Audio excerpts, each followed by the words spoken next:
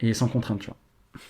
Sans contrainte, sans l'État français qui essaie de te voler tout ce que t'as, tu vois. Et du coup, pendant ce rendez-vous, j'étais un peu pris au dépourvu. Bref, tu te doutes bien, je commence à péter un plomb. En plus de ça, on est vendredi, avant qu'il y ait une intervention, ça risque de prendre. Là, en gros, j'ai envoyé ma proposition commerciale. C'est une dinguerie le bruit. Je suis choqué. Depuis 5 ans, j'étais perdu, me demandant chaque matin pourquoi je me levais. J'étais au bord de la dépression. Mais chaque nuit, quand je m'endormais, un rêve persistant m'appelait, vers un désert. Un homme, une femme, une quête. Après réflexion, je me suis préparé, pris mon sac à dos et je me suis lancé dans une aventure. Ce rêve m'a amené aux portes du désert, où j'ai immortalisé mon voyage dans un documentaire de plus d'une demi-heure. J'y ai rencontré des personnes extraordinaires, entendu des histoires touchantes, drôles et poignantes. Mais c'était que le début. De ce voyage est né un nouvel objectif, le projet Ouria.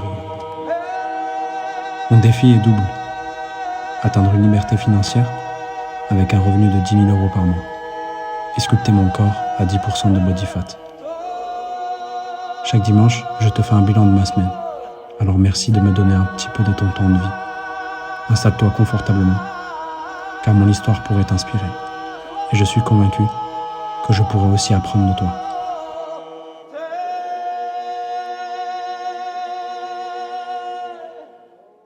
Euh...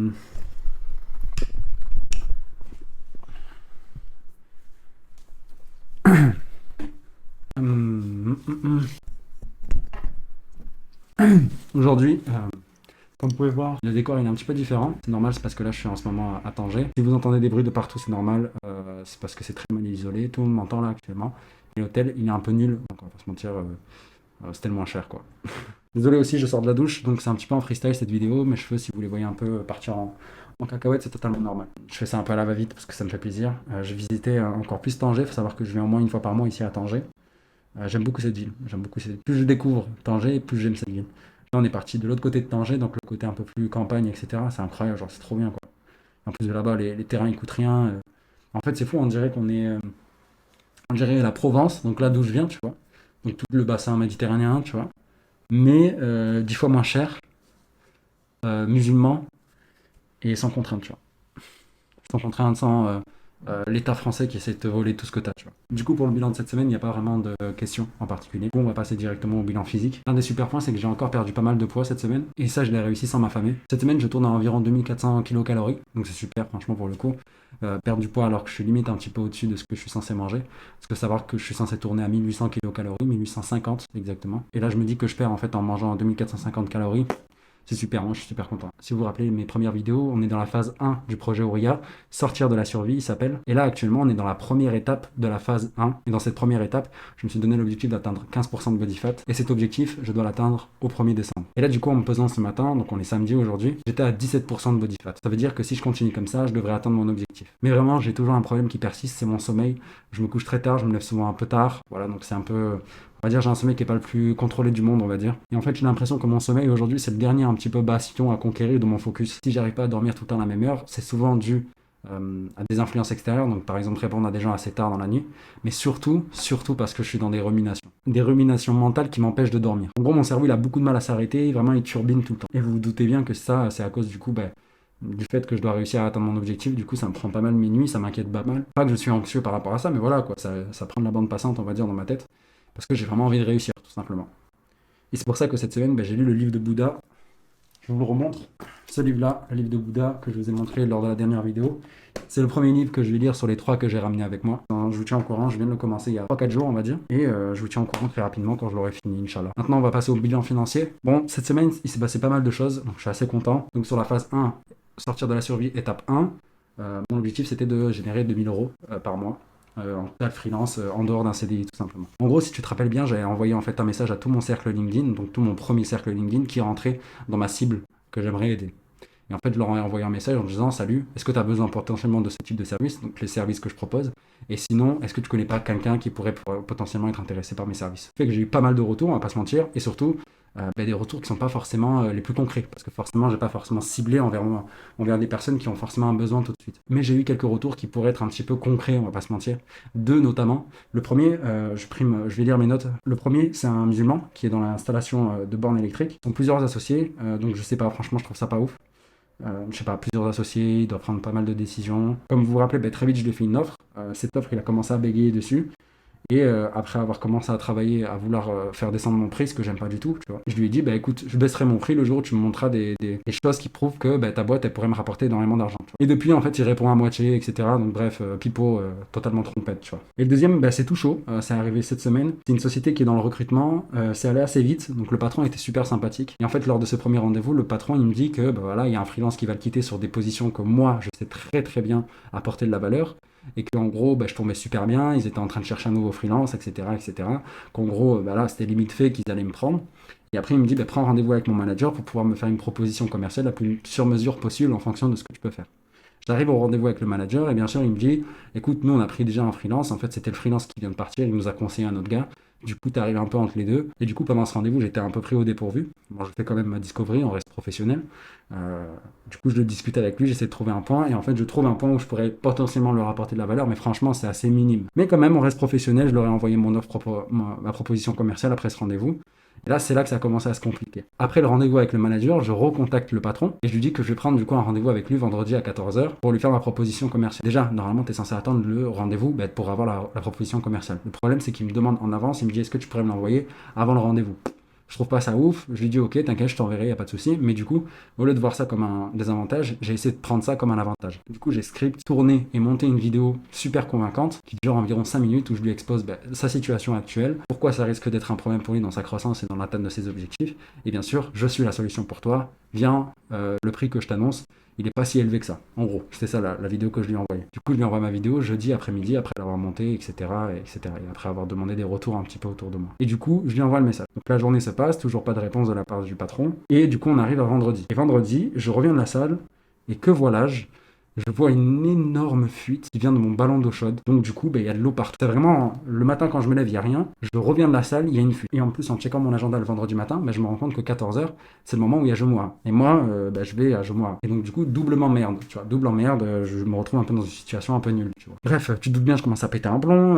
En plus de ça, on est vendredi. Avant qu'il y ait une intervention, ça risque de prendre une plombe, tu vois, parce que personne travaille le vendredi, tu vois, ou très peu, tu vois. En plus, tu cumules tout ça avec le cumul de la fatigue, du fait que mes journées elles sont intenses. Bref, je lui envoie un message, je lui dis en gros, salut, il y a une fuite chez moi, je pourrais pas faire le rendez-vous à 14h parce que le plombier il pourra que passer tard, tu vois.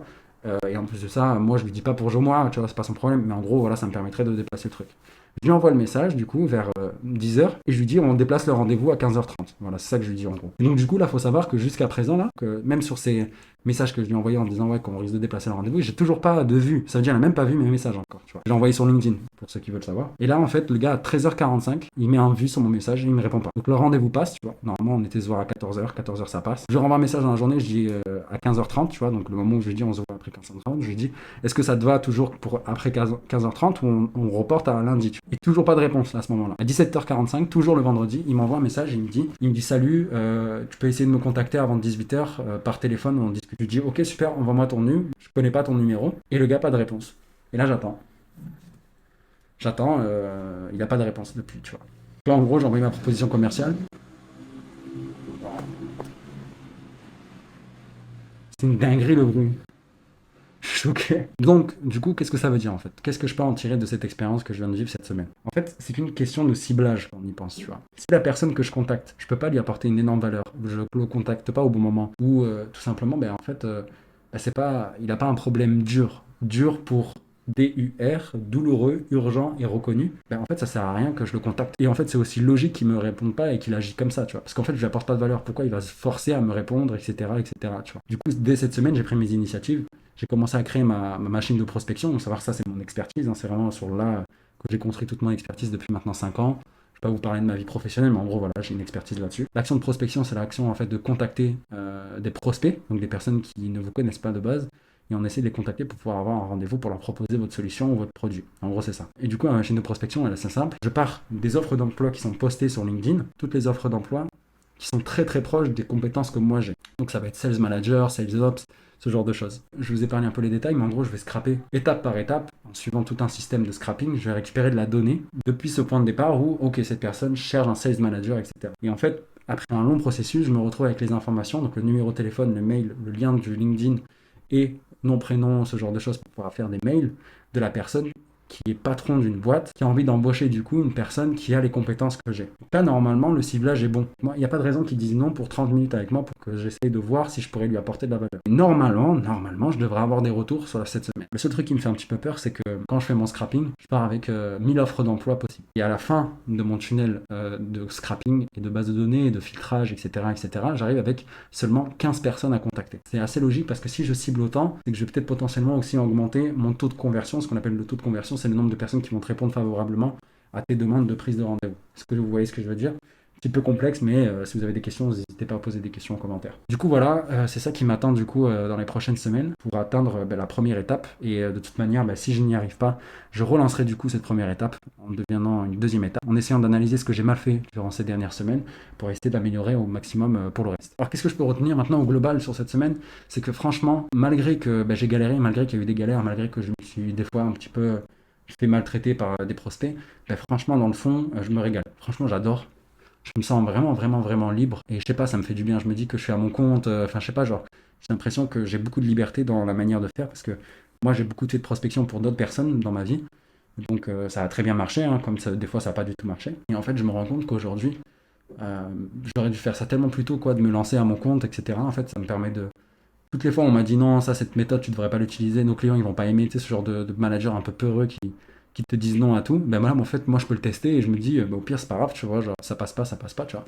Donc, j'ai vraiment cette liberté totale de faire un peu ce que je veux et ça me fait vraiment grave plaisir, quoi. Je suis vraiment content, tu vois. Alors qu'en CDI, putain, j'étais malheureux, quoi, parce qu'en fait, la moindre initiative que tu essayes d'amener, la personne, elle va te dire non, etc. C'est casse-couille de ouf, c'est casse-couille de ouf.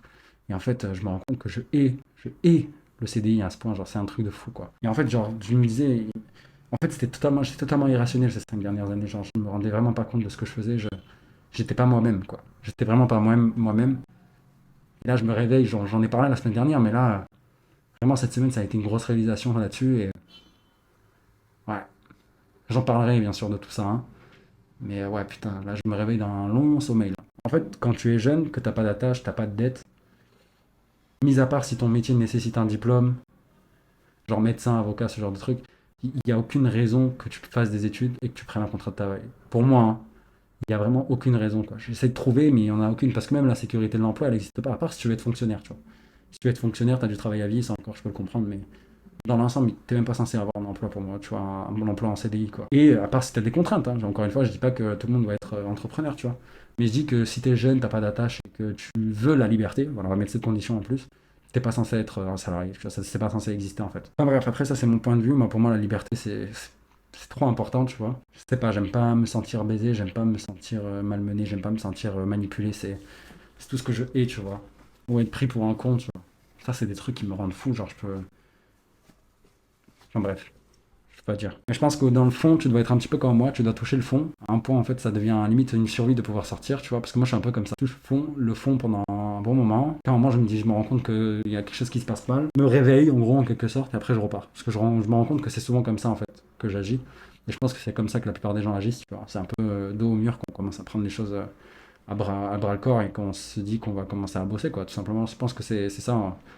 Je pense que tout le monde est comme ça un petit peu, tu vois. Alors du coup, le message de cette semaine, comme vous pouvez voir, c'est un petit peu freestyle cette semaine. Moi, j'aurais qu'une phrase à te dire pour cette semaine. Lance-toi. Car même si ça échoue, j'ai envie de te dire qu'une chose. Et alors, dans le fond, tu n'as qu'une vie. Et comment tu veux gagner ta vie si t'as même pas gagné ton esprit? Je te souhaite une excellente semaine. Prends soin de toi.